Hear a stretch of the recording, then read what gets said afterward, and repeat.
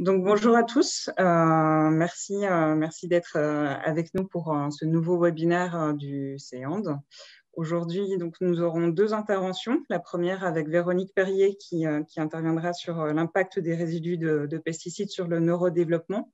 Et la seconde par Marion Mortamet et Jeanne Angonneau sur l'exposition précoce aux pesticides et troubles du spectre de l'autisme. Voilà. Véronique Perrier, si vous êtes prête, je vous propose de diffuser votre diaporama. D'accord, donc je vais mettre en partage d'écran.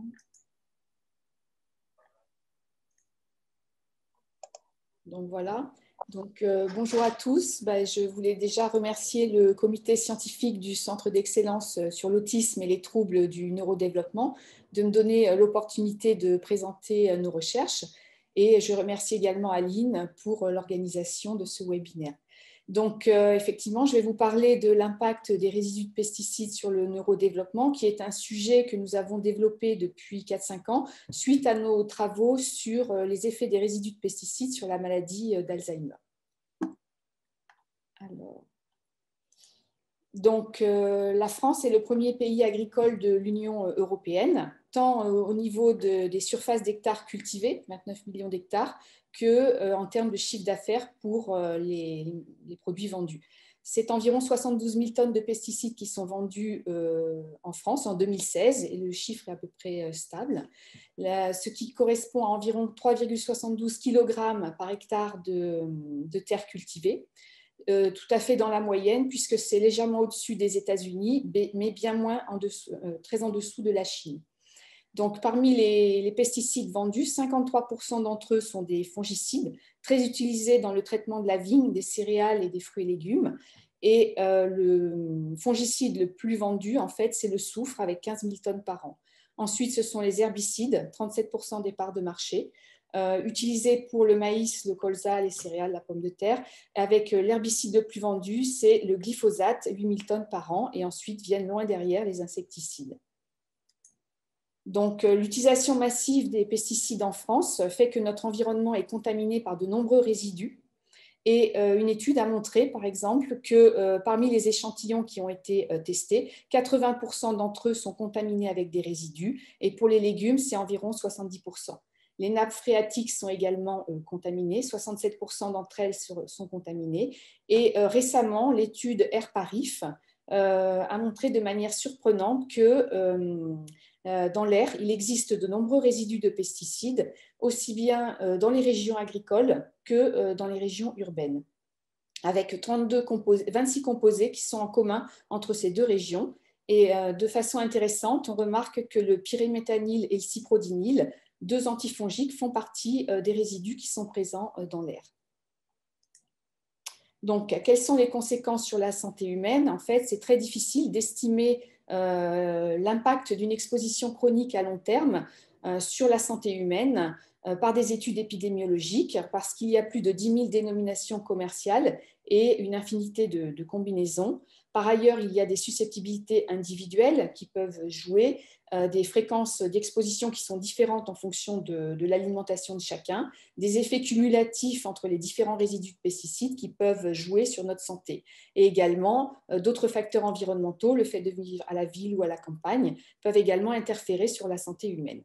Par contre, ce qu'on sait, c'est que la quantification de ces résidus dans les fluides biologiques et les cheveux est un bon marqueur de l'exposition de la population générale.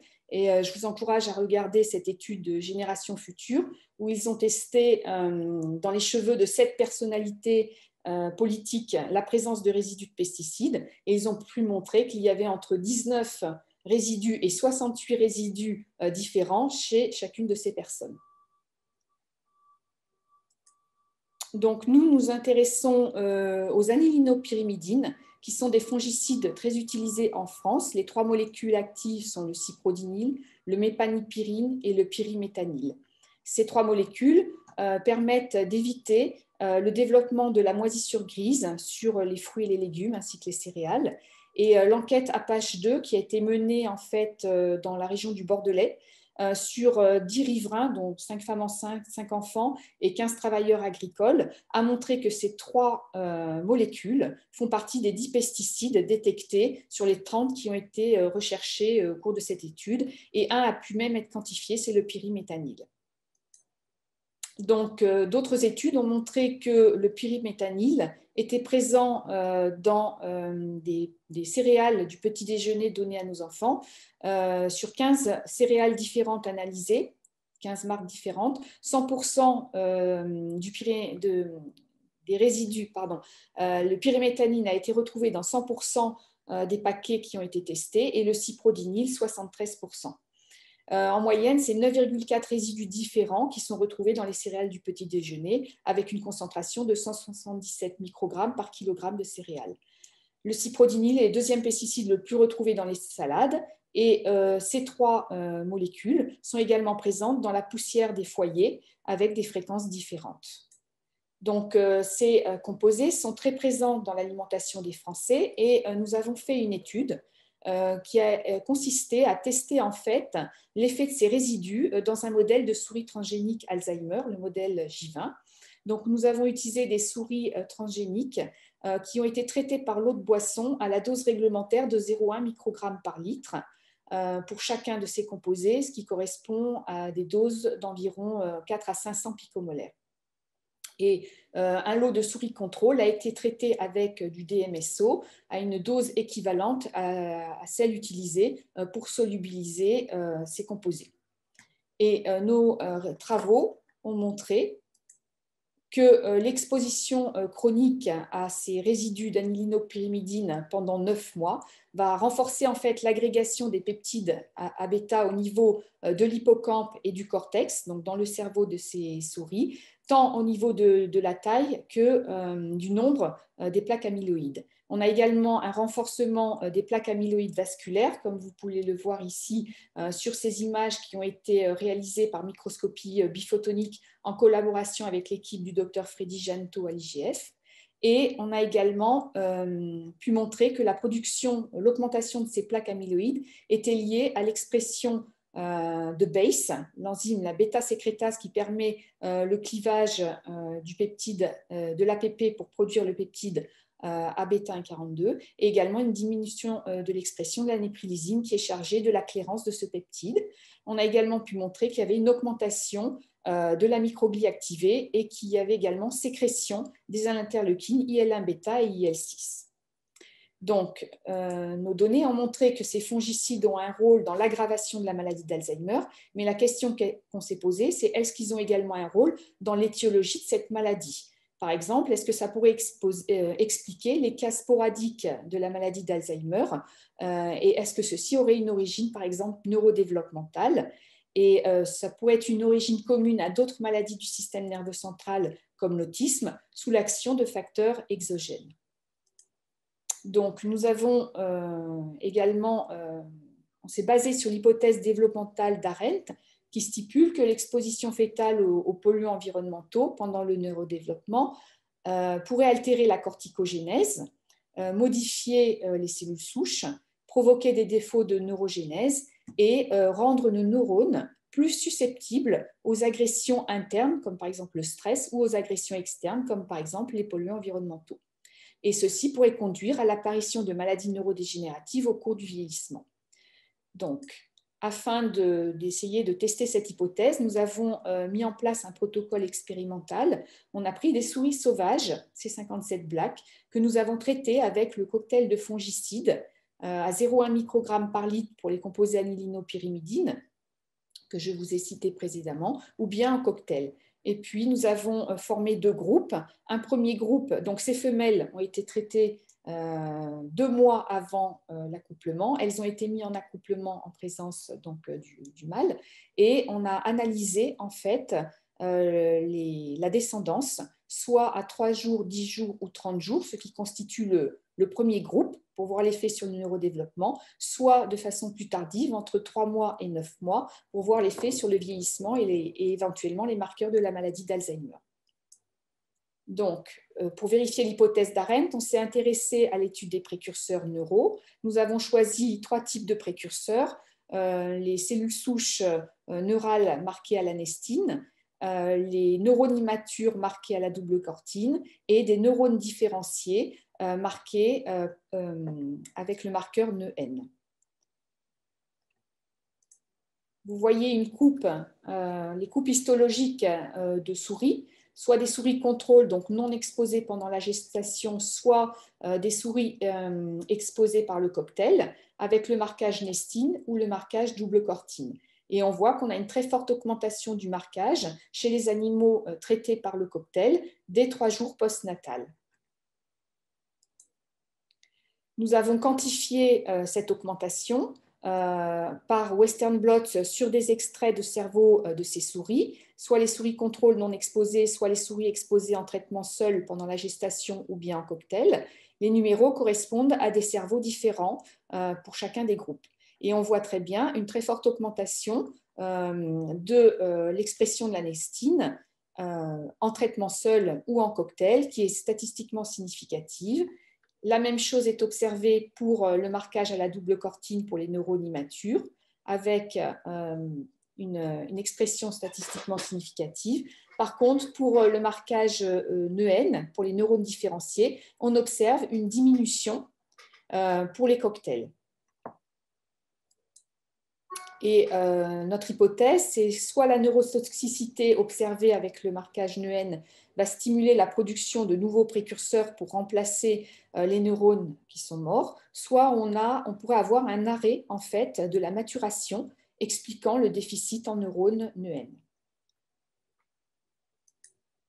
Donc, étant donné que l'augmentation des précurseurs neuraux souvent passe par une voie d'activation qui est un crosstalk entre la voie PI3-AKT et la voie Wnt-bêta-caténine, nous avons voulu, et ceci a été montré par différentes études, qui ont montré que cette voie était impliquée dans la différenciation des neurones, dans la neurogénèse adulte au niveau de l'hippocampe et également dans la prolifération cellulaire, mais également impliquée dans des pathologies telles que la schizophrénie, Alzheimer et l'autisme.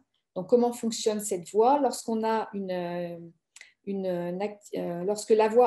lorsque la protéine AKT est phosphorylée au niveau de sa sérine 473, celle-ci va phosphoryler en fait la GSK3-bêta au niveau de sa sérine 9, ce qui va bloquer en fait l'activité de la kinase, et elle ne phosphorylera pas la bêta-caténine, qui du coup ne sera pas dégradée par le système du protéasome.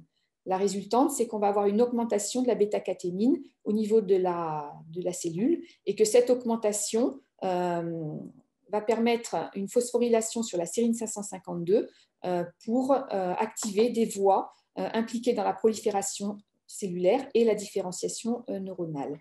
Donc, nous avons regardé un petit peu cette voie, et on peut voir que effectivement l'AKT, le ratio entre l'AKT phosphorylé sur la sérine 473 sur l'AKT total montre une augmentation en fait de cette AKT phosphorylée, aussi bien dans les traitements seuls qu'au niveau des cocktails. Et c'est également le cas, la proportion de GSK3 phosphorylée sur la sérine 9 est augmentée chez les animaux qui ont été exposés soit en traitement seul, soit en cocktail. Et la résultante, c'est qu'on a une augmentation de la bêta-caténine chez les animaux exposés en traitement seul ou bien en cocktail qui est statistiquement significative. Et de façon intéressante, des études ont montré que la surproduction de cette bêta-caténine a un rôle dans l'arborisation dendritique, mais également lorsque l'activation de cette voie de signalisation de la bêta-caténine cible des protéines postsynaptiques comme la PSD95 et les récepteurs NMDA. Donc, on a voulu aller regarder un petit peu ce qui se passe au niveau de la protéine PSD95. Vous voyez qu'on a une augmentation en fait de l'expression de PSD95 chez les souris exposées au traitement seul pendant la gestation, mais également au cocktail, ce qui est statistiquement significatif. Et on a également, étant donné que cette protéine PSD95 est une protéine d'échafaudage qui permet d'ancrer les récepteurs NMDA au niveau de la membrane et qu'elle est impliquée dans la transmission glutamatergique, on a voulu regarder un peu le ratio de ces récepteurs. Et vous voyez que le ratio de NMDA sur AMPA chez les animaux traités seuls ou en cocktail et exposés durant la gestation montre un effondrement en fait, de ce ratio, ce qui nous laisse supposer qu'on aurait éventuellement des problèmes de transmission synaptique.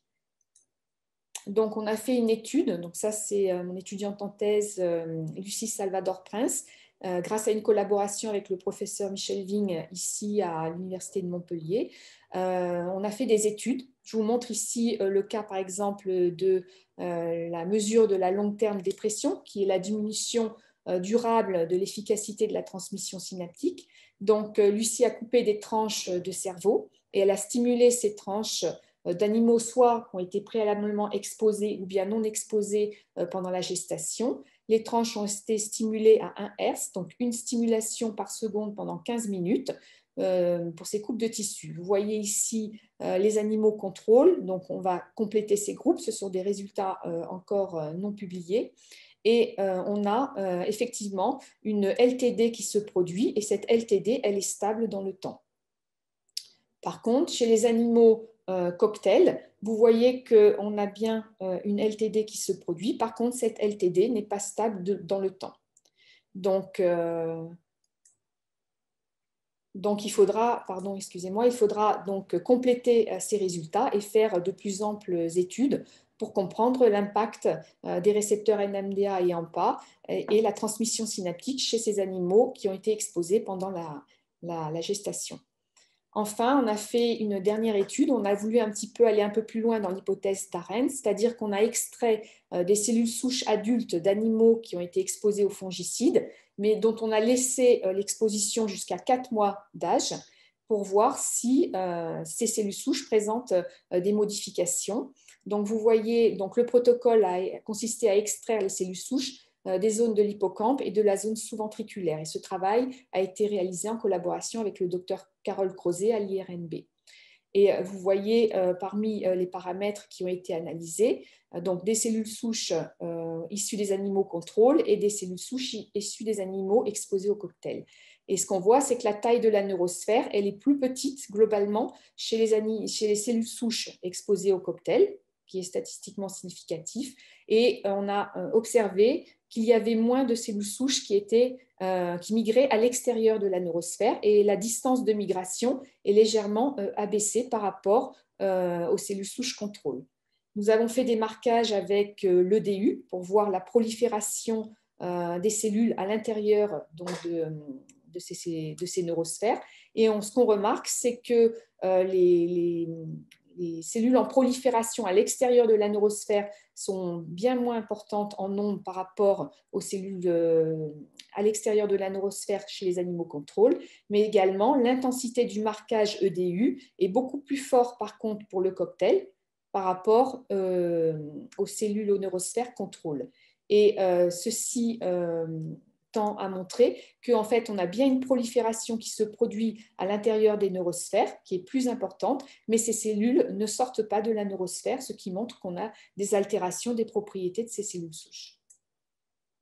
Dans les perspectives de nos travaux seront d'étudier donc la transmission synaptique et notamment glutamatergique au niveau des récepteurs NMDA AMPA, donc en collaboration avec Michel Vigne, étudier les populations neuronales et gliales à J10 et J30, puisque je vous ai montré que des résultats à J3, excepté pour la transmission synaptique qui a été réalisée à J10, comment ces différents acteurs vont évoluer au cours du temps, étudier les défauts de neurogénèse, de prolifération et de différenciation, voire étudier également l'altération de la corticogénèse, et c'est une collaboration que nous menons actuellement avec le docteur Karine Loulier, qui est responsable de l'équipe corticogénèse à l'INM, grâce à la technologie Magic Marker et l'électroporation des souris.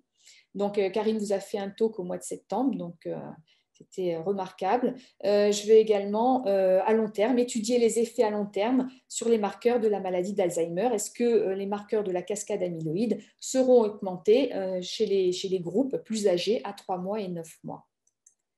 Voilà, je vous montre déjà un résultat préliminaire justement de la technique Magic Marker et d'électroporation réalisé par Karine et dont Lucie a réalisé en fait les clichés. Et donc l'idée est donc d'étudier en fait les clusters d'astrocytes, également les prolongements au niveau des neurones isolés, également la couche de neurones. Donc tout ça pour traquer en fait les cellules souches et leur devenir au niveau de la couche du cortex chez les animaux exposés versus non exposés. Voilà, je souhaitais remercier donc toutes les personnes qui ont participé à ce travail, notamment les étudiants en thèse, donc Pierre-André Lafont qui a travaillé sur l'aspect impact des pesticides dans la maladie d'Alzheimer, mais également dans le développement du modèle de transmission mère-enfant avec Yun Wang, et les deux étudiantes en thèse actuelles qui travaillent avec moi, Lucie Salvador qui nous fait de l'électroporation et tout ce qui est électrophysiologie, et Anaïs qui va prendre aussi la suite du projet. Je remercie aussi mes collègues, en particulier Joanne Torrent, et mes collaborateurs, Freddy Janto pour l'aspect biphoton, Karine Loulier pour l'aspect corticogénèse, Michel Vigne pour l'électrophysiologie et Carole Crozet pour les cellules souches. Merci beaucoup pour cette présentation. Est-ce que des personnes ont déjà des questions? Oui, bonjour, moi j'ai une question. Oui. C'est Julie Perrois. Oui, bonjour Julie. Bonjour. J'ai trouvé ça très intéressant déjà, donc bravo. Et j'ai peut-être raté au début des détails du protocole. Je me demandais si les quantités de pesticides auxquelles sont exposées les souris correspondent à ce qu'on trouve chez l'homme. Est-ce que c'est à peu près les mêmes quantités que ceux à quoi on est exposé nous tous les jours? Alors, les quantités, on a utilisé la dose réglementaire à ne pas dépasser dans l'eau potable, donc c'est 0,1 microgramme par litre. Ça correspond à 444 picomolaires et c'est bien en dessous de ce qu'on trouve chez l'homme. D'accord. Et je me demandais toujours d'un point de vue protocole, pourquoi vous traitez les souris 2 mois avant les accouplements? Est-ce que c'est vraiment important ça? En fait, nous, on a voulu les mettre dans un environnement contaminé parce qu'en fait, on s'est rendu compte qu'on n'a pas fait l'essai sans les mettre sans traitement préalable, mais on a voulu mimer au plus près en fait la contamination. Et c'est vrai que si les mères, s'il y a une exposition pendant la gestation aux résidus de pesticides, de toute façon, l'exposition, elle est bien avant aussi. Donc, c'est ça qu'on a souhaité se mettre au plus près d'un environnement contaminé. D'accord. Après, j'ai des questions qui concernent l'effet des pesticides. Du coup, vous nous avez montré un ratio NMDA en pas qui était très diminué, ce qui est impressionnant. Je me demandais si c'était l'expression des protéines ou si c'est les courants qui sont mesurés sur la photo. Non, là, c'est l'expression des protéines. Là, c'est l'expression. Et en fait, c'est lié surtout à une augmentation d'AMPA. Il n'y a pas de variation de l'expression d'NMDA et on a utilisé des marqueurs de sous-unité NR1 et GLUR1 en fait. D'accord. Bah, peut-être ce serait intéressant aussi de regarder les récepteurs mGlu5 vu le défaut de LTD. Oui. Surtout si les récepteurs NMDA ne bougent pas. En fait, ce qu'on fait par électrophysiologie, on est en train justement de faire des protocoles pour regarder la proportion des NMDA et des AMPA par électrophysiologie. Mais effectivement, mGlu5, pourquoi pas? Ouais, c'est super intéressant, je trouve. Bon, après, dernière question, après je laisse la main.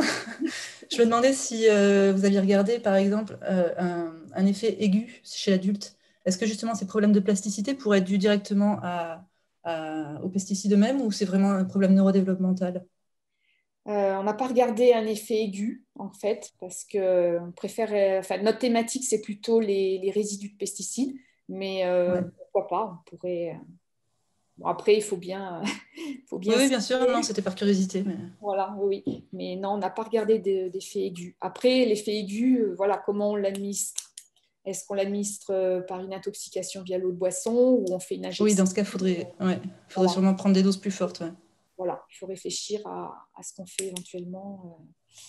Après, de toute façon, on sait que les doses, tout ce qui est exposition professionnelle aux pesticides, de toute façon, c'est pas très bon. Hein. Donc, on voulait se mettre sur un créneau qui était plus le créneau de l'exposition à ces résidus, parce que d'un point de vue épidémiologique, c'est très compliqué de toute façon d'avoir des études à ce niveau-là. Oui, bien sûr. C'est très joli. Voilà, merci beaucoup. des modèles. Merci. Bonjour Karine. Bonjour. Vous avez une question? Oui, oui, plusieurs questions en fait. Bonjour Véronique, merci beaucoup pour cette excellente présentation, elle était vraiment super. J'avais encore des petites questions, pourtant je connais bien ton travail, mais j'avais encore quelques petites questions concernant en fait ce que tu vois au niveau des cellules souches. Je ne me souviens plus en fait, est-ce que du coup c'est des homogénéates de cerveau entier? Est-ce que c'est des homogénéates de cerveau entier sur lesquels vous regardez les marqueurs? Alors là, en fait, si je veux revenir, tu veux que je revienne à la cellule Alors, les cellules souches, elles sont extraites. Voilà, c'est là. Elles sont extraites des animaux, mais pour extraire les cellules souches adultes des animaux, on prélève soit l'hippocampe, soit la zone sous-ventriculaire. Et à partir de ça, on en génère des cellules souches adultes. D'accord. Ça, c'était pour les neurosphères. Mais du coup, tu fais des neurosphères à partir des deux, en fait, à partir de l'hippocampe et aussi de la SVZ. Voilà. Donc là, ça doit être plutôt SVZ. Parce que justement, est-ce que tu vois des effets différentiels, en fait, si c'est plutôt la SVZ ou plutôt l'hippocampe, justement, ou est-ce que vous ça, j'ai pas souvenir parce qu'il me semble que dans l'hippocampe, c'était plus compliqué à générer ces cellules souches. Oui. Et là, on a étudié surtout celle-ci sur la SVZ, en fait.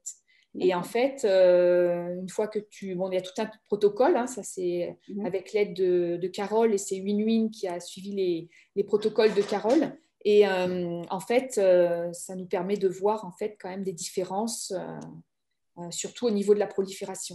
D'accord. Et du coup, je me demandais, est-ce que tu as prévu ou est-ce que vous prévoyez de faire du KXC7 en fait pour voir vraiment les cellules qui sont dans le cycle, pour voir en fait si finalement les augmentations de prolifération que tu vois, enfin de progéniteurs que tu vois dans les homogénats, au départ en fait dans les premières expériences que tu montrais, où tu montrais une augmentation d'anestine, de phospho-AKT, tout ça, est-ce que ça pourrait être en fait que tes cellules progénitrices restent en fait plus longtemps dans le cycle et ne génèrent pas en fait tes neurones matures derrière, qui serait peut-être difficile à voir avec le DU parce que tu marques quand même que les cellules qui sont en phase S, donc à un temps très précis finalement du cycle. Est-ce que ça vaudrait peut-être le coup de regarder ce marqueur en particulier finalement on avait fait des dans les neurosphères on a essayé de faire des marquages KI67 parce qu'on avait l'anticorps et en fait c'était pas top. C'était pas, ça marchait pas hyper bien. Donc on n'a pas poursuivi plus longtemps en fait. D'accord. Ça va être peut-être le coup de... Et ma dernière petite question, justement, c'était est-ce qu'à un moment donné, tu penses regarder aussi faire des tests comportementaux, en fait, surtout au niveau de la mémoire, du coup, pour voir si déjà très tôt, en fait, tu pourras avoir des déficits chez tes animaux traités chroniquement aux pesticides? Ben, ça, c'est une excellente question. C'est des choses qu'on devait faire, n'est-ce pas? Avant que le Covid passe par là et avant qu'on ait à sacrifier une bonne partie de la colonie. Donc là, actuellement, on est un petit peu... on a rediscuté ce point avec Lucie et on va faire du rotarod sur les animaux jeunes parce qu'on pourrait avoir, par exemple, de l'hyperactivité. Et comme c'est un paramètre dans l'autisme, ça pourrait être intéressant de regarder ça. Et chez les animaux plus âgés, pour l'instant, on n'en a pas et bon, ça sera peut-être pour la prochaine cohorte. D'accord, super. Merci beaucoup. Là, sur les animaux jeunes, pour voir éventuellement neurodéveloppement et autisme, puisqu'on a des modifications de la transmission synaptique. Donc, est-ce que ça ne pourrait pas être finalement un modèle d'autisme ou quelque chose qui pourrait se rapprocher? Mais effectivement, il va falloir faire des tests comportementaux pour le vérifier. Super, merci beaucoup Véronique, encore bravo. Merci à toi, Karine. J'ai une petite question, si c'est encore possible, c'est Marion. Je me posais la question, pourquoi est-ce que vous avez choisi les anilino-pyrimidines spécialement? Est-ce qu'il y a une raison par rapport à d'autres pesticides qui pourraient avoir des effets neurotoxiques? Alors, en fait, oui, il y a une raison. On a d'abord publié un papier sur les prions, les maladies à prions, où on a étudié un pesticide naturel qui est synthétisé par des plantes, notamment les œillets d'Inde. Et on l'a appelé A6, en fait. On l'a découvert par criblage. Et quand on l'a testé chez les animaux infectés par les prions, on s'est rendu compte que selon la dose de ce composé A6, donc on avait des effets différents sur l'agrégation des prions. Et ensuite, en regardant dans la littérature, je voulais regarder si A6 n'avait pas en fait des analogues de pesticides qui étaient commercialisés. Et en fait, les analogues, ce sont les anilino-pyrimidines. Et l'idée, ce n'était pas de continuer sur les prions, mais de prendre un modèle de pathologie neurodégénérative qui était plus, disons, où il y avait plus de patients, quoi, comme la maladie d'Alzheimer. Voilà, c'est un peu ça l'historique du rationnel. Mais bon, je n'ai pas le temps d'expliquer le rationnel à chaque fois. Donc, voilà, ça permet de mieux comprendre. Si c'est encore possible, j'aurais une question peut-être un peu naïve. Roxane Audoyer, je suis médecin au Centre Ressources Autisme à Toulouse. On sait que la prévalence des troubles du neurodéveloppement est plus importante chez les garçons que chez les filles. On se dit que peut-être les cerveaux masculins sont plus sensibles à certains facteurs environnementaux que ceux des filles. Est-ce que vous avez pensé à regarder des effets différenciés chez les souriceaux mâles ou femelles ? Alors, en fait, là, on ne l'a pas fait pour cette cohorte d'animaux, mais c'est vrai que c'est une bonne question. Par contre, on l'avait fait sur le projet de souris transgéniques J20 Alzheimer exposées aux pesticides, et on n'avait pas vu de différence en termes de plaques amyloïdes, par exemple, chez les souris transgéniques. Par contre, il y avait des différences en termes comportementaux. On avait vu que les femelles bougeaient beaucoup moins que les mâles. Les mâles étaient beaucoup plus hyperactifs. C'est vrai que là, il faudrait peut-être regarder en termes de comportement si on a des différences, par exemple. D'accord, merci pour votre réponse et pour la présentation. De rien. Merci beaucoup. Je vous propose de passer la parole à Marion Mortamet et Jeanne Angonot pour la deuxième présentation. Donc, bonjour à tous et merci aux séances de nous donner l'opportunité de présenter nos travaux. Je suis Marion Mortamet, je suis actuellement postdoctorante à l'unité 1061 d'INSERM où je m'intéresse aux relations entre facteurs environnementaux et démence. Mais ça fait maintenant 3 ans que je collabore étroitement avec Amaria Bagdadli pour développer le volet environnement dans la cohorte d'enfants avec troubles du spectre autistique, la cohorte ELENA qu'elle dirige au Centre Ressources Autisme. Et cette collaboration, elle aboutit à l'élaboration d'un programme de recherche, le projet PEPITA, dans lequel on vise à déterminer si les expositions à la pollution de l'air et aux pesticides sont des facteurs de risque et ou des facteurs pronostiques du trouble du spectre autistique que j'appellerais TSA. Et aujourd'hui, ce projet est animé par Jeanne Angonot, qui est doctorante et qui entame tout juste sa 3e année de thèse. Donc, je vais rapidement présenter le contexte qui nous a conduit à nous intéresser aux relations entre exposition aux pesticides et TSA, puis je laisserai Jeanne présenter ses travaux de thèse sur le sujet. Jeanne, je veux bien que tu mettes la diapo suivante, s'il te plaît.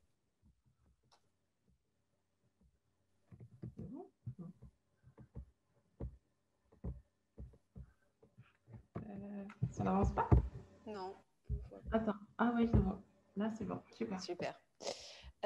Depuis une trentaine d'années, la prévalence du TSA augmente de façon constante. Par exemple, aux États-Unis, quand on comptait un cas de TSA pour 5000 enfants dans les années 70, on estime aujourd'hui qu'un enfant sur 100 est affecté par ce trouble. Et le fait que les changements de la définition clinique du TSA, la sensibilisation du public, mais aussi l'augmentation de l'âge maternel à la naissance des enfants, n'expliquent qu'en partie seulement l'augmentation de la prévalence et que d'autre part, cette augmentation soit si rapide et si spectaculaire, laisse supposer que les expositions environnementales jouent un rôle, et en particulier, comme a pu l'expliquer Véronique, celles qui ont lieu pendant la période de neurodéveloppement, c'est-à-dire pendant la grossesse et les premières années de vie. Alors, pourquoi faudrait-il s'intéresser spécialement aux pesticides pour le TSA? Tout d'abord, ça a été rappelé dans la première présentation, parce que les pesticides sont largement répandus dans notre environnement et que la fréquence d'exposition de la population est donc importante, mais aussi parce qu'ils ont des effets délétères connus sur le neurodéveloppement. Diapo suivante. Donc, les pesticides sont des substances qui sont utilisées pour lutter contre les organismes considérés comme nuisibles. Et c'est un terme qui est en réalité un terme générique qui rassemble différents types de substances, des insecticides, les fongicides, les herbicides et aussi les parasiticides, qui sont utilisés en agriculture, mais aussi en médecine humaine et vétérinaire, mais aussi dans le contexte domestique.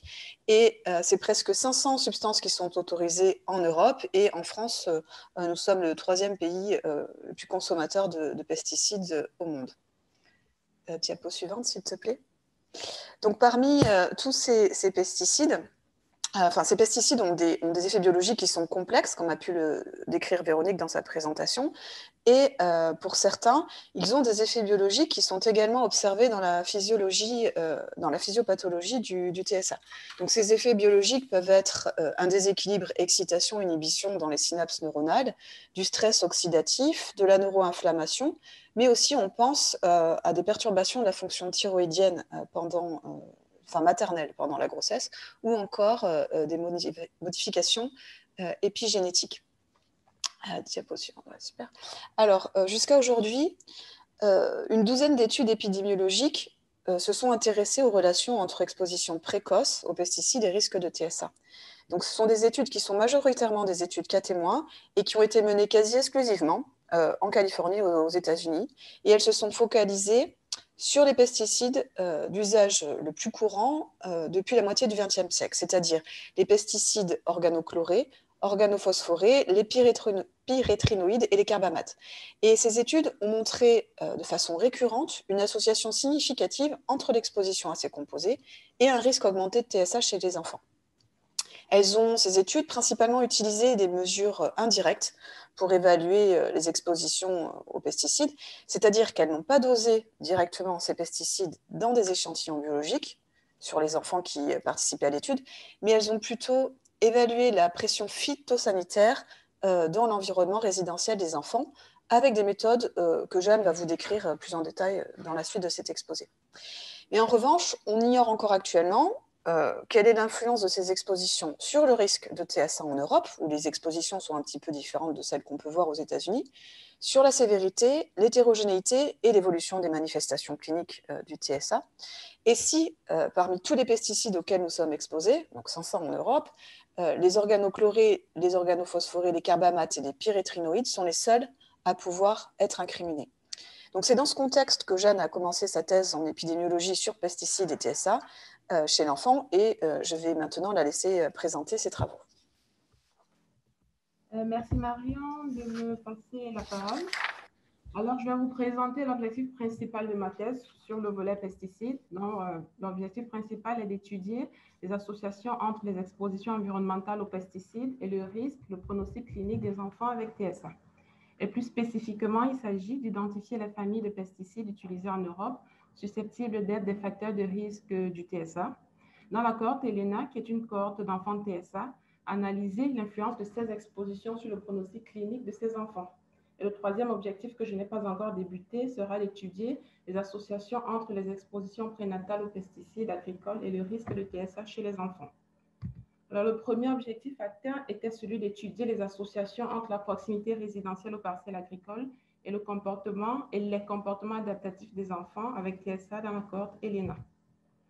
Pour fixer le contexte, il faut savoir, comme Marion vient de le rappeler, qu'il existe une douzaine d'études qui s'est penchée sur ces associations proximité résidentielle pendant les premières années de vie et le risque de TSA chez ces enfants. La plupart de ces études ont montré une association positive. Et encore, il y a certaines études qui ont même montré que des expositions préconceptionnelles augmenteraient le risque de TSA chez les enfants. Mais à ce jour, aucune étude ne s'est penchée sur la question de la proximité résidentielle aux pesticides ou aux parcelles agricoles et les comportements adaptatifs chez les enfants, notamment et les comportements adaptatifs chez les enfants et par conséquent la sévérité, parce que c'est de ça qu'il s'agit ici. Du coup, nous nous sommes posé la question de savoir si cette proximité résidentielle aux parcelles agricoles pendant la grossesse et les premières années de vie est associée à une altération des comportements adaptatifs des enfants avec TSA. Alors, notre population d'études, comme je l'ai annoncé au début, est la cohorte ELENA. ELENA pour études longitudinales de l'enfant avec TSA. C'est une cohorte qui a inclus entre 2012 et 2019 environ 900 enfants avec un diagnostic de TSA. Notre outcome ici sont les comportements adaptatifs qui sont mesurés par la Vineland.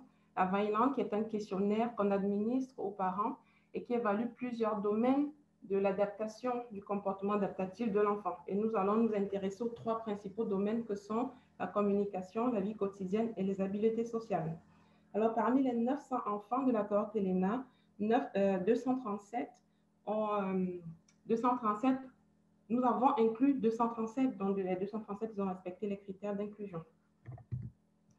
Quant à la proximité résidentielle aux parcelles agricoles, il faut savoir que la proximité résidentielle à ces parcelles est une mesure indirecte de l'exposition à un type de parcelle agricole et par conséquent une mesure indirecte de l'exposition aux pesticides. Pour ce faire, nous avons construit un score d'exposition. 2 fenêtres d'exposition nous intéressaient. Il s'agit premièrement de la grossesse entière et des 2 premières années de vie.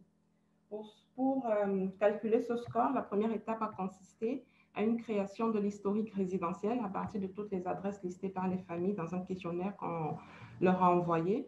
Ensuite, nous les avons géocodées sur la carte de la France. Je vous montrerai une illustration plus tard.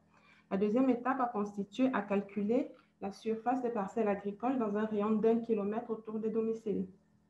Et les données des parcelles agricoles sont issues de Corinne Lenkover, qui est un inventaire biophysique d'occupation des sols en Europe. Alors, pour illustrer ce que je viens de vous montrer, sur la carte de la France, nous voyons les adresses qui ont été géocodées. Ensuite, grâce à la carte du Corinne Lenkover, qui répertorie plusieurs utilisations de sol, nous nous sommes limités à l'utilisation agricole. En superposant ces 2 couches grâce à un logiciel de système d'information géographique, nous avons pu tracer un rayon d'1 kilomètre autour des domiciles et à l'intérieur de ces rayons, mesurer les surfaces des parcelles agricoles.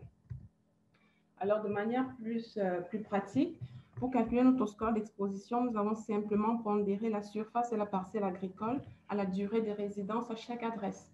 Nous avons pu avoir 3 scores d'exposition, un score d'exposition tout type de culture confondu que je vous présente aujourd'hui et 2 autres scores d'exposition selon les groupes de culture. Je ne les présenterai pas lors de cet exposé. Alors, les premiers résultats nous montrent que l'âge moyen à l'inclusion dans notre étude était d'environ 6 ans et 39% des enfants présentaient une déficience intellectuelle.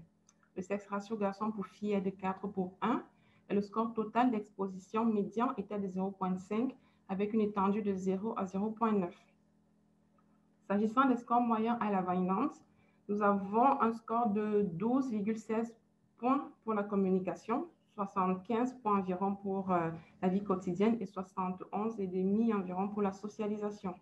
Ces scores étaient plus élevés chez les sujets sans déficience intellectuelle.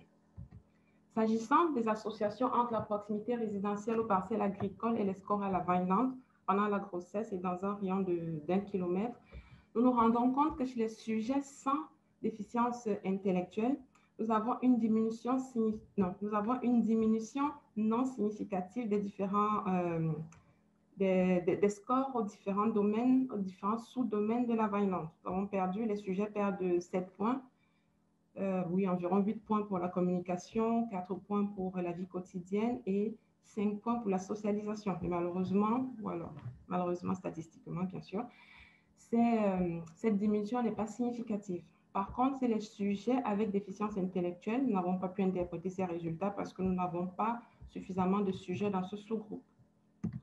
La même tendance est observée pour les associations au cours des 2 premières années. Nous avons toujours cette baisse non significative des bêta pour chacun des sous-domaines de la Vineland. Alors, en guise de discussion, notre étude, bien que nos résultats ne soient pas significatifs, on note quand même une tendance à la baisse des différents sous-scores de la Vineland lorsqu'on est exposé à une parcelle agricole dans un rayon d'1 kilomètre au cours que ce soit de la grossesse ou des 2 premières années de vie. Toutefois, cette étude présente quelques limites. La première limite, c'est le manque de puissance statistique. Notre échantillon est assez faible, raison probablement pour laquelle on n'a pas trouvé de significativité dans nos résultats. Deuxièmement, nous avons utilisé une mesure indirecte d'exposition aux pesticides. Toutefois, il faut savoir qu'il y a des études qui ont montré que la proximité des lieux de résidence avec des zones traitées aux pesticides serait bien corrélée au niveau de concentration biologique des pesticides, serait bien corrélée au niveau de concentration biologique des pesticides chez les sujets. Malgré ces quelques limites, notre étude a quand même quelques forces, à savoir que nous avons un diagnostic certain de TSA. Ce diagnostic est posé par des professionnels formés à des outils validés. Ça, c'est une chose qui est assez rare dans les études qui s'intéressent au TSA parce que la plupart de ces études vont chercher des cas soit dans des registres, soit des données déclaratives auprès des parents. Le deuxième point fort, c'est quand même que cette étude est la première enfance et je crois probablement la première dans le monde qui s'intéresse quand même aux facteurs pronostiques du TSA. Et bien que nos résultats ne soient pas significatifs, ils offrent quand même des pistes à explorer. Dans cette étude, nous avons utilisé la proximité résidentielle comme un estimateur de l'exposition aux pesticides, mais cette proximité ne nous identifie pas, ne nous dit pas à quel type, à quelle famille de pesticides on serait exposé. D'où l'objectif de notre seconde étude qui a fait l'objet d'une publication cette année dans une revue systématique. Cette étude visait à identifier les familles de pesticides utilisés en Europe susceptibles d'être des facteurs de risque du TSA. Donc, comme Marion l'a rappelé au début de sa présentation, les organophosphorés, organochlorés, pyrétrinoïdes et carbamates ont largement, dans la littérature, été associés au risque de survenue du TSA. Et ces études ont été principalement menées aux États-Unis et quelques-unes en Asie. Malheureusement, très peu ont été conduites en Europe. Alors, bien que ces familles de pesticides soient les plus utilisées, les plus vendues, les plus étudiées dans la littérature, il faut savoir que nous sommes exposés à un panel plus vaste de pesticides. D'où l'objectif de cette étude de nous intéresser à ces autres familles de pesticides qui ont fait l'objet d'un intérêt peu grand. Alors, pour répondre à cet objectif, la première étape a consisté à identifier ces pesticides. Et pour ce faire, nous avons utilisé la base de données américaine HSDB, où nous sommes allés chercher tous les pesticides neurotoxiques et thyrotoxiques. Et à partir de cette liste de pesticides, nous avons exclu les familles largement étudiées, que sont les OP, OC, carbamates et pyrétrinoïdes. Par la suite, avec la liste de pesticides autres, je les appellerai comme ça, la liste des pesticides autres, nous avons fait une sélection en deux volets. Le premier volet, c'était de sélectionner les pesticides domestiques. Pour cela, nous avons croisé notre liste à la base de données européenne ECHA. Le second volet a consisté à sélectionner les pesticides agricoles. Pour cela, nous avons recroisé notre première liste à la base de données européennes sur les pesticides agricoles. Et là, nous n'avons gardé que les pesticides qui sont soit autorisés en Europe, soit en cours d'approbation pour une utilisation en Europe. Par la suite, pour être sûr quand même que les populations sont exposées réellement à ces pesticides autres, on a croisé notre liste à la liste des pesticides retrouvés dans les résidus alimentaires en Europe. C'est une étude menée par l'EFSA et publiée en 2018. Et à la fin, après avoir mis en commun nos pesticides domestiques et nos pesticides agricoles, pour être quand même sûr que ces pesticides peu étudiés sont mesurables dans des matrices biologiques, nous avons fait un dernier croisement avec 2 études de biomonitoring en Europe. C'est ainsi qu'on a obtenu notre liste définitive de pesticides. Donc, la seconde étape de cette étude a consisté à faire une revue de la littérature dans 3 bases de données, PubMed, Web of Science et ToxLine. Et pour ce faire, notre outcome ici, c'était le TSA chez l'enfant ou alors les phénotypes comportementaux liés au TSA chez les rongeurs.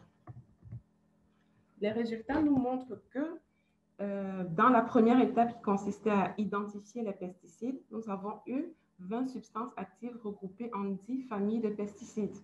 Et parmi ces 10 familles de pesticides, il n'y en avait que 4 pour lesquelles on a trouvé des études, notamment les fongicides azole, les insecticides néonicotinoïdes et phénylpyrazole et les herbicides phosphonoglycine. Et dans la revue de la littérature, la bibliographie faite, nous n'avons retenu que 17 études, 2 études épidémiologiques et 15 études in vivo, qui montraient globalement une association entre les familles de pesticides étudiées et un risque de TSA chez l'enfant ou un risque de phénotypes comportementaux liés au TSA chez le rongeur. Et les niveaux de preuve de ces études étaient modérés pour le glyphosate, qui est une phosphonoglycine, et le miclobutanyl, qui était un néonicotinoïde. Et ces niveaux de preuve étaient inadéquats pour l'imidacloprid, qui est un néonicotinoïde, pour le risque de TSA chez l'enfant. Alors que toutes les études in vivo présentent un niveau de preuve élevé pour le clothianidin et l'imidacloprid, qui sont des néonicotinoïdes, et le glyphosate, qui est une phosphonoglycine, pour l'altération du comportement et des fonctions cognitives chez le rongeur. Donc, en gros, En plus des familles de pesticides largement étudiées, que sont les OP, OC, pyrétrinoïdes et carbamates, 8 autres pesticides seraient associés au risque de TSA. Et parmi ces 8 pesticides, c'est le glyphosate qui présentait le niveau de preuve le plus élevé. Il faut aussi noter que c'est le glyphosate. Le glyphosate est la molécule pour laquelle on a trouvé le plus d'études. Nous avons eu 12 autres pesticides sans études. Toutefois, un principe de précaution est quand même à appliquer à l'égard de cette famille. Bien qu'il n'y ait pas d'études, cela n'exclut pas que ces pesticides soient toxiques, surtout qu'ils partagent le même mécanisme de neuro- et thyrotoxicité que les organophosphorés, organochlorés, pyrétrinoïdes et carbamates. Merci. Marion, je te passe la parole pour la suite.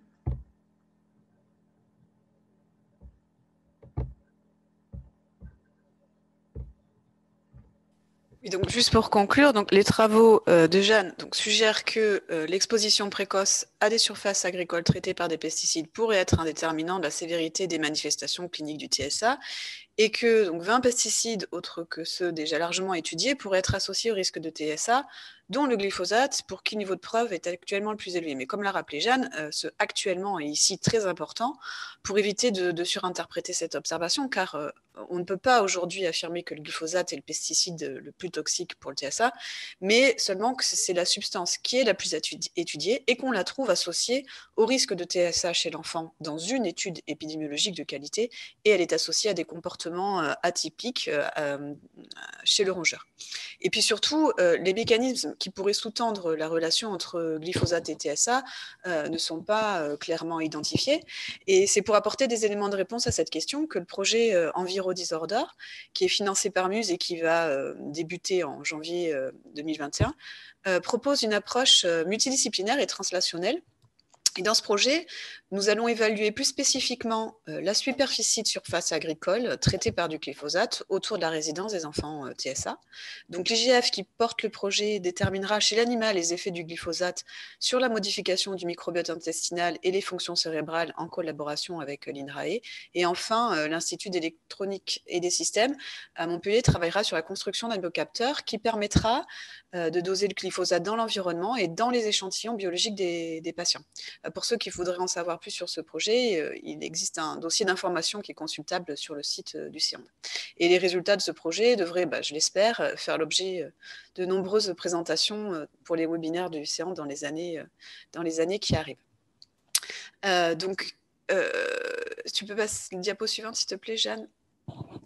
Donc, on tenait à remercier nos partenaires, évidemment toute l'équipe ELENA, mais aussi Rémi Béranger, qui travaille à Rennes à l'Institut de recherche en santé, environnement et travail, et Emmanuel Cadeau, qui travaille à l'IRD ici à Montpellier pour son aide dans les systèmes d'information géographique et l'utilisation du Corinne Landcover. Et puis évidemment, merci à tous les enfants et parents de la cohorte ELENA. Merci pour votre attention. Merci beaucoup. Est-ce que nous avons des questions? Moi, j'aurais une question. Giacomo Cavalli. En fait, je me demandais s'il serait possible, peut-être même en étendant à d'autres cohortes, je ne sais pas si, mais d'étudier non pas seulement l'exposition, donc ça c'est pour l'exposition suite à proximité d'intérêt agricole, non seulement la grossesse ou les 2 années suivantes, mais une exposition prolongée, et donc des sujets qui pourraient être rester plusieurs années en exposition continuelle. Est-ce que c'est possible ou... Alors, avec les méthodes qu'on utilise, on peut effectivement, à partir du moment où on a l'historique résidentiel des sujets, retracer toute leur exposition. Et d'ailleurs, c'est de plus en plus facile quand on avance dans le temps parce que les cartes de parcelles agricoles sont de plus en plus précises et on peut arriver à définir des parcelles agricoles de manière beaucoup plus détaillée. Effectivement, on pourrait imaginer de continuer à faire ça, surtout lorsqu'on veut étudier les pesticides en tant que facteur pronostic, effectivement, ça n'a pas d'intérêt même du tout quand on veut les étudier en tant que facteur étiologique, mais en tant que facteur pronostic, en imaginant qu'effectivement, ils viennent perturber les fonctions cérébrales qui sont déjà peut-être malmenées par la maladie, on pourrait effectivement faire ça. C'est vrai qu'on s'est pour l'instant plutôt focalisé sur la grossesse et les 2 premières années de vie, parce que c'est quand même le moment où le neurodéveloppement, la grande majorité du neurodéveloppement se déroule. Mais effectivement, on pourrait imaginer, en tant que facteur pronostic, de continuer à regarder cette exposition. Et, parce que là, on peut se demander, pour ceux qui ont été exposés durant ces périodes, combien d'entre eux sont restés résidents toujours dans la même zone, versus ceux qui, par exemple, seraient partis habiter ailleurs. Donc, du coup, il y aurait une interruption d'exposition. Oui, effectivement. Donc, après ces 2 ans, on ne sait pas si ces enfants sont toujours exposés ou non. Ouais. Alors, on peut en avoir une petite idée en regardant, parce que c'est un peu l'une des forces de notre étude, c'est que, donc, comme l'expliquait Jeanne, sur les autres études qui ont utilisé des registres, ils ont généralement l'adresse à la naissance et puis, en fait, ils extrapolent tout à partir de cette adresse à la naissance. Nous, c'est vrai qu'on a essayé vraiment de récupérer toutes les adresses des femmes pendant d'avoir leur déménagement pendant la grossesse et puis pendant toute la vie des enfants. Donc, on pourrait ajuster ou regarder les expositions futures, mais c'est vrai que là, on s'est vraiment fixé sur la période qui nous semble la fenêtre d'exposition qui nous semble la plus pertinente, c'est-à-dire vraiment la grossesse et les 2 premières années de vie. Ouais, mais voilà, moi, je vous conseillerais fortement de prendre ça en compte, parce que c'est vrai que donc il y a toute la DOAD et puis les effets éventuellement épigénétiques. Donc, c'est vrai qu'avoir des gens qui ont une exposition précoce, ce serait un peu une espèce de preuve de l'effet épigénétique. Mais là, justement, ce sont des mécanismes qui peuvent être renforcés et ça peut être des effets qui sont relativement faibles, qui sont renforcés nombreuses fois au fur et à mesure des expositions. Donc, je pense que c'est vraiment important de... Mais effectivement, je pense que tout ne se déroule pas que là, effectivement. Mais c'est vrai que même dans les études en population générale qui étudient les relations entre pesticides et neurodéveloppement, mais sans entité clinique derrière, simplement sur des tests cognitifs en population générale chez des enfants qui vont très bien, c'est vraiment les périodes qui sont ciblées. Hein. Alors, mais je suis d'accord, ça serait peut-être intéressant de le faire pour justement montrer que c'est peut-être pas non plus, en tout cas quand on parle de facteurs pronostiques, c'est peut-être pas les seules périodes d'intérêt, effectivement. Merci beaucoup.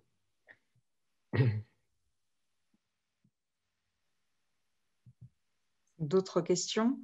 Oui, moi j'aurais une question à Marion.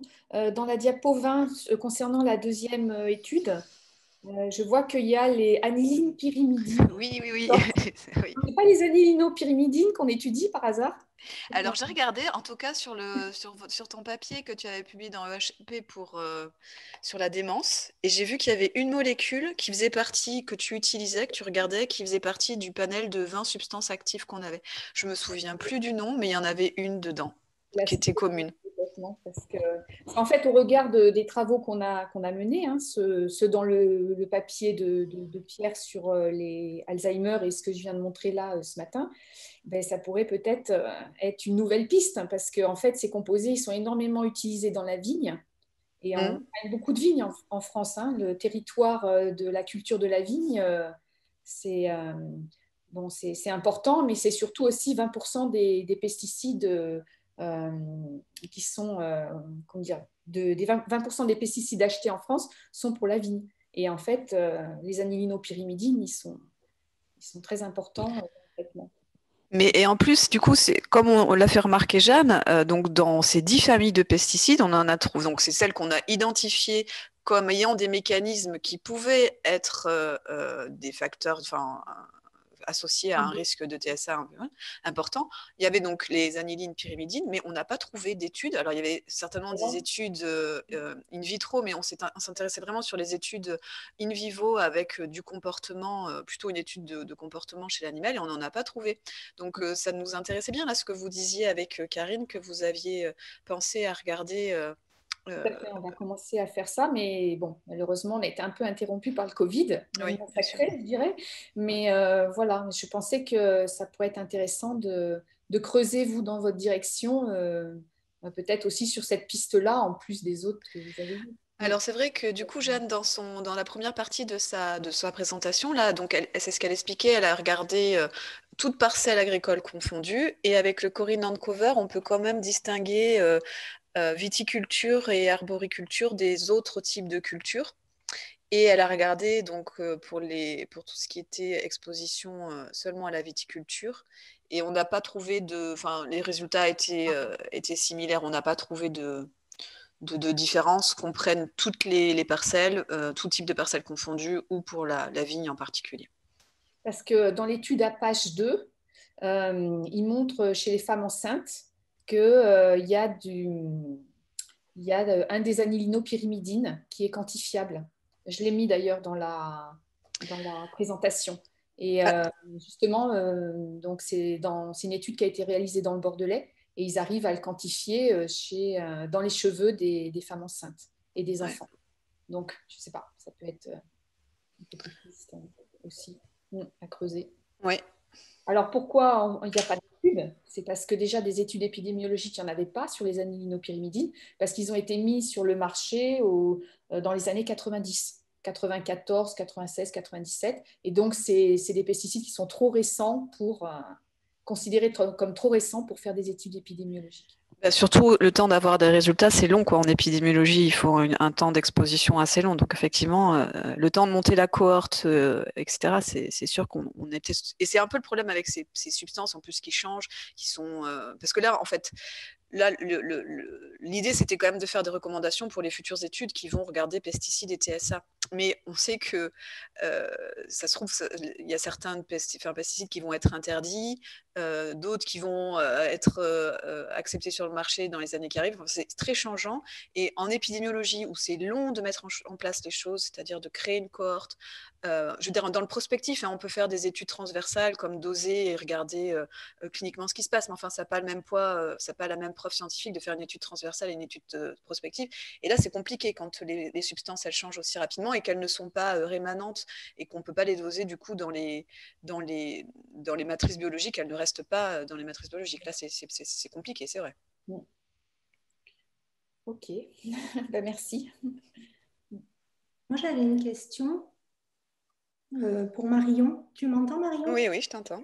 Oui, alors tu as dit en introduction qu'il y avait une utilisation plus intensive de pesticides dans les pays, les USA, le Japon, la France. Alors, est-ce qu'on sait si dans ces pays-là, la prévalence du TSA est significativement plus élevée que dans le reste du monde, et notamment dans les pays qui sont moins exposés? Alors, en tout cas, bon, alors ça serait très compliqué de tirer une conclusion de ces observations-là, mais en tout cas, aux États-Unis, je crois que la prévalence quand même est plus importante qu'en France, mais ça, je pense qu'il faut vraiment faire très très attention. C'est vraiment des histoires de sensibilité, de diagnostic, d'accès aux soins quand même, hein, qu'il faut prendre en compte. Je dirais aucune conclusion sur parce que déjà c'est compliqué quand on le fait d'une région ou même d'une commune à une autre, ce qu'on appelle les études écologiques, c'est-à-dire associer une exposition d'un environnement à un nombre de cas. Donc là, ça serait compliqué de faire des conclusions. Mais en tout cas, oui, je crois que la prévalence aux États-Unis est plus importante qu'en France ou au Japon. Je dois t'avouer que je ne sais pas. Non, mais ma question, c'était surtout par rapport aux pays les moins exposés. C'est lesquels les pays les moins exposés aux pesticides? Alors, déjà, ceux certainement qui n'ont pas beaucoup d'agriculture. Alors, je pourrais pas te dire quels sont les pays les moins exposés aux pesticides. Franchement, je ne sais pas. C'est vrai qu'on parle généralement plus de ceux qui sont beaucoup exposés, moins de ceux qui ne le sont pas. Je ne pourrais pas te dire. D'accord. Parce que du coup, bon, USA, Japon et France, c'est clair, il y a beaucoup d'exposition aux pesticides dans ces trois pays. C'est les trois premiers pays d'exposition aux pesticides. Mais dans les pays les moins exposés, il faudrait regarder si la prévalence du TSA est aussi importante que si elle est d'autour d'1% ou pas. Ce serait intéressant de voir ça. Et si effectivement elle est plus basse, ça donne quand même des renseignements, en tout cas, sur l'implication des pesticides. En tout cas, Ouais. pour la maladie, pas après pour la sévérité, hein, mais pour... Oh, je pense que ce serait vraiment compliqué de faire ça parce qu'il y a d'autres expositions qui interviennent. C'est que ce serait compliqué de pouvoir tirer la moindre conclusion là-dessus. Ça me semble compliqué quand même. Et puis je te dis, c'est aussi une histoire de sensibilisation. Certains pays peut-être qui ont des agricultures peut-être qui n'utilisent pas beaucoup de pesticides, qui n'ont pas non plus beaucoup d'accès aux soins et qui peut-être ne savent pas, enfin, où il y a peu de possibilités de diagnostic et de suivi, je ne suis pas sûre qu'on puisse faire, ouais, ça me semble compliqué quand même de faire des conclusions. L'accès au diagnostic, c'est sûr. Ok, merci. Bien, merci.